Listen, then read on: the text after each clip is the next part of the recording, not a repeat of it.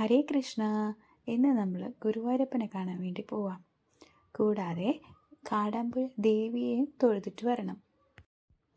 രാവിലെ ഒരു 6:30 സമയത്താണ് ഞങ്ങൾ വീട്ടിൽ നിന്ന് ഇറങ്ങിയത്. രണ്ടുപേരും നല്ല ഉറക്കമായിരുന്നു. ജഗന്നാഥ് പക്ഷെ വേഗം എണീറ്റു. കൃഷ്ണ വണ്ടിയിൽ കിടന്നുറങ്ങുമായിരുന്നു. പിന്നെ അവൾ ഇരുന്നുറങ്ങുന്നുണ്ടായിരുന്നു. കിടക്കാൻ പറഞ്ഞിട്ട് കിടന്നേയില്ല. രാവിലെ ആയതുകൊണ്ട് തിരക്കൊക്കെ കുറവാണ്. നമ്മളിവിടെ കോഴിക്കോട് നിന്നാണ് കേട്ടോ പോകുന്നത്. എൻ്റെ വീട്ടിലേക്ക് വന്നതായിരുന്നു. ഹൈവേയുടെ പണികളൊക്കെ ഓൾമോസ്റ്റ് ആയതുകൊണ്ട് ഇപ്പം പെട്ടെന്ന് തന്നെ എത്താൻ പറ്റുന്നുണ്ട്. ചെറിയൊരു തണുപ്പൊക്കെ ഉണ്ടായിരുന്നു കേട്ടോ.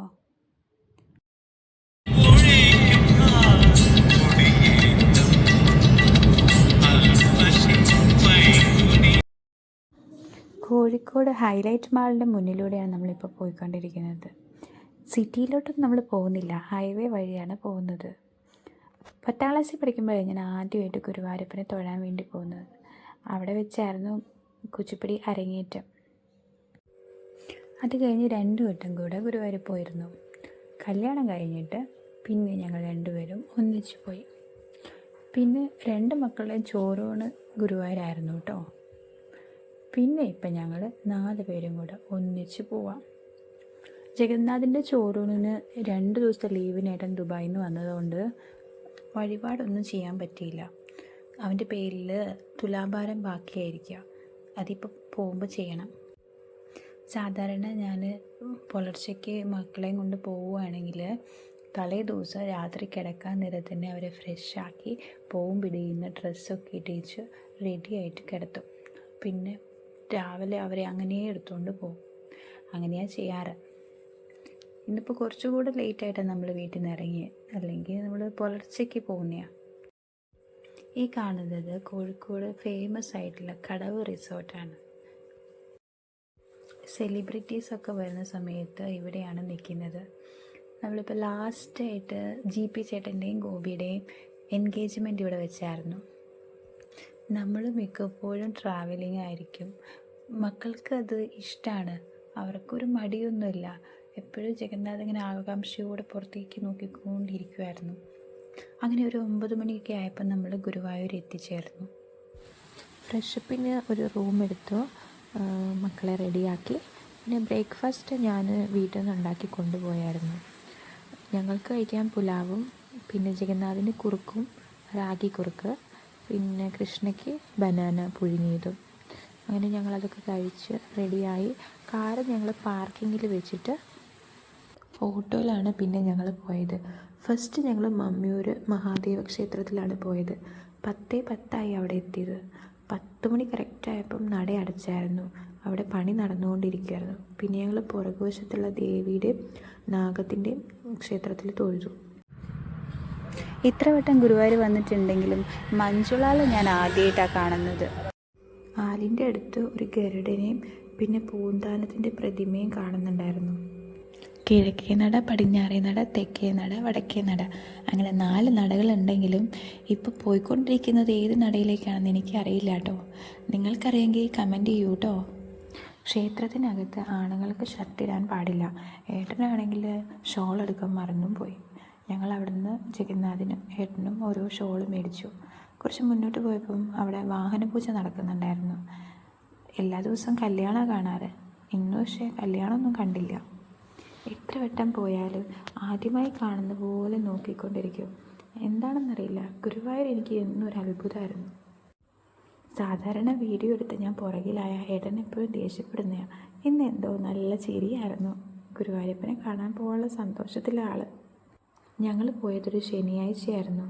നല്ല തിരക്കുണ്ടായിരുന്നു. ശനിയും ഞായറും സാധാരണ നല്ല തിരക്കുള്ള ദിവസങ്ങളാണ്. പെട്ടെന്ന് തന്നെ തിരിച്ചു പോകേണ്ടതുകൊണ്ട് ഞങ്ങൾ വേഗം സ്പെഷ്യൽ ടോക്കൺ എടുത്താണ് ഉള്ളിൽ കയറിയത്. ഉള്ളിൽ കയറി തുലാഭാരം നടത്തി ഭഗവാനെ തൊഴുതു വഴിപാടൊക്കെ നടത്തി ഞങ്ങൾ പുറത്തിറങ്ങി. ഈ കാണുന്ന ക്യൂ പ്രസാദത്തിന് വേണ്ടിയിട്ടുള്ള ക്യൂ ആണ്. പിന്നെ ഞങ്ങൾ അവിടെ നിന്നൊരു സ്റ്റോറിൽ നിന്ന് ജപമാലയും ഗോപിചന്ദനൊക്കെ വാങ്ങിച്ചു. ഗുരുവായൂരപ്പൻ്റെ പാൽപ്പായസം എനിക്ക് ഒത്തിരി ഇഷ്ടമാണ്. ഞങ്ങളത് ചീട്ടാക്കിയിട്ടുണ്ടായിരുന്നു. അങ്ങനെ ഞങ്ങൾ അത് വാങ്ങാൻ വേണ്ടി പോയിക്കൊണ്ടിരിക്കുക.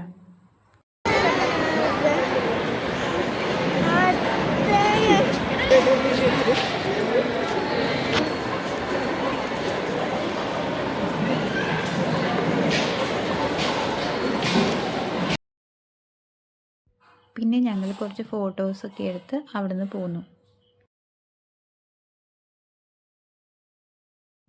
ഞങ്ങൾ ക്ഷേത്രത്തിലേക്ക് വരുന്ന സമയത്ത് സ്റ്റേജിൽ ഡാൻസ് പ്രോഗ്രാംസ് നടന്നുകൊണ്ടിരിക്കുന്നുണ്ടായിരുന്നു.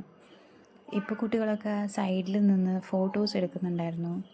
സ്റ്റേജിൽ കളിക്കാൻ റെഡി ആയിട്ട് നിൽക്കുന്നുണ്ടായിരുന്നു കുറച്ച് പേര്. അതൊക്കെ കണ്ടപ്പോൾ എനിക്ക് പണ്ട് ഞങ്ങൾ കളിച്ച സമയമുള്ളതൊക്കെ ഓർമ്മ വന്നു. ഈ സ്റ്റേജും ഒരുപാട് നല്ല ഓർമ്മകളും ഒക്കെ ഉണ്ടായിരുന്നു. ഞങ്ങൾ ഗണപതി ഭഗവാനെ തൊഴുത് നാളികേരം ഉടച്ചിട്ടാണ് ഗുരുവായൂരപ്പനെ കാണാൻ പോയത്. പക്ഷേ ഫോട്ടോ എടുക്കാനുള്ള സമയം ഉണ്ടായിരുന്നില്ല. ഗുരുവായൂർ വന്നാൽ ഗുരുവായൂർ പപ്പടം അതെനിക്ക് നിർബന്ധമാണ്. ജഗന്നാഥിൻ്റെ അമ്പലത്തിലൊക്കെ പോകുമ്പോൾ ഇടാൻ വേണ്ടി ഒരു കലങ്കാരി ഷർട്ട് മേടിച്ചു. കുറച്ച് സാധനങ്ങളൊക്കെ കൂടെ വാങ്ങണം എന്നൊക്കെ ഉണ്ടായിരുന്നു, പക്ഷേ സമയം ഉണ്ടായില്ല. കടാമ്പുഴ കൂടി പോകാനുണ്ടല്ലോ, അതുകൊണ്ട് ഞങ്ങൾ വേഗം അവിടെ നിന്ന് ഇറങ്ങി. ഞങ്ങളുടെ കയ്യിലുണ്ടായിരുന്ന ഫുഡൊക്കെ പിള്ളേർക്ക് കൊടുത്തു. പിന്നെ അപ്പം വാങ്ങിച്ച സ്നാക്സും കഴിച്ചു. 1:15 ആയപ്പോഴാണെന്ന് തോന്നുന്നു ഗുരുവായൂരൊന്ന് പോകുന്നത്. 2:30 ആയപ്പം കാടാമ്പുഴ എത്തി. കൃഷ്ണ വണ്ടിയിൽ നിന്ന് ഉറങ്ങിപ്പോയി. എത്തിയിട്ട് ഞങ്ങൾ വിളിച്ചിട്ട് അവളെ എഴുന്നേറ്റില്ല. പിന്നെ ആ സമയത്ത് നട അടച്ചിട്ടുണ്ടായിരുന്നു. എപ്പോഴാണ് നട തുറക്കുകയെന്നൊക്കെ അന്വേഷിച്ച് വരാമെന്ന് പറഞ്ഞിട്ട് ഏട്ടൻ പോയിക്കൊണ്ടിരിക്കുക. അങ്ങനെ 3:30 ആകുമ്പോഴാണ് നട തുറക്കുമെന്ന് പറഞ്ഞത്. ഞങ്ങൾക്ക് നല്ല വിശപ്പുണ്ടായിരുന്നു. എവിടെയെങ്കിലും ഹോട്ടലുണ്ടോ എന്ന് നോക്കിക്കൊണ്ടിരുന്നു. അങ്ങനെ ഞങ്ങൾ ഫുഡൊക്കെ കഴിച്ചു. അതിലെ ഒന്ന് ചുറ്റി നടന്നു. മുൻപ് ഒരിക്കൽ മാത്രമേ ഞാൻ ഈ ക്ഷേത്രത്തിൽ വന്നിട്ടുള്ളൂ. അന്ന് കല്യാണമൊന്നും കഴിഞ്ഞിട്ടില്ല. ഞാനും അമ്മയും ചെറിയേട്ടയും കൂടിയാണ് വന്നത്. ഇതൊരു ദേവീക്ഷേത്രമാണ്. ഇവിടെ നാളികേരം മുട്ടറക്കൽ വളരെ പ്രസിദ്ധമാണ്. ശത്രുമുട്ട്, ദേഹമുട്ട്, കർമ്മമുട്ട്, വിദ്യാമുട്ട്, അങ്ങനെ മുട്ടറക്കൽ പല രീതിയിലും ഉണ്ട്. തേങ്ങ അവിടെ തന്നെ വാങ്ങാൻ കിട്ടും. ഞങ്ങളും നടത്തി കുറച്ച് വഴിപാടൊക്കെ. കുറച്ച് വർഷങ്ങൾക്ക് മുമ്പേ ഞാനിവിടെ വന്നത്. ഒരുപാട് മാറ്റങ്ങൾ വന്നിട്ടുണ്ടായിരുന്നു. കുറേ പണികളൊക്കെ നടത്തി.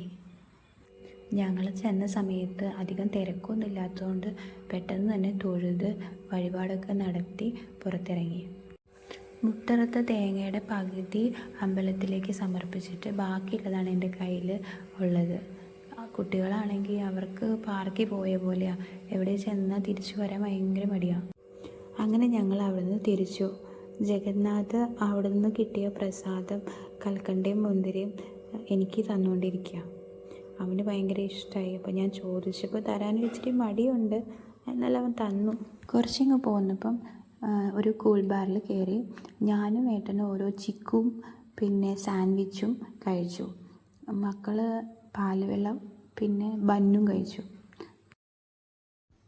പിന്നെ ഞങ്ങൾ നേരെ വീട്ടിലോട്ട് പോന്നു. ഇന്നത്തെ വ്ളോഗ് എല്ലാവർക്കും ഇഷ്ടമായെന്ന് വിശ്വസിക്കുന്നു. ലൈക്ക് ചെയ്യാനും ഷെയർ ചെയ്യാനും സബ്സ്ക്രൈബ് ചെയ്യാനും മറക്കരുതേ. നമുക്കിനി വേറൊരു വീഡിയോയിൽ കാണാം. ഹരേ കൃഷ്ണ.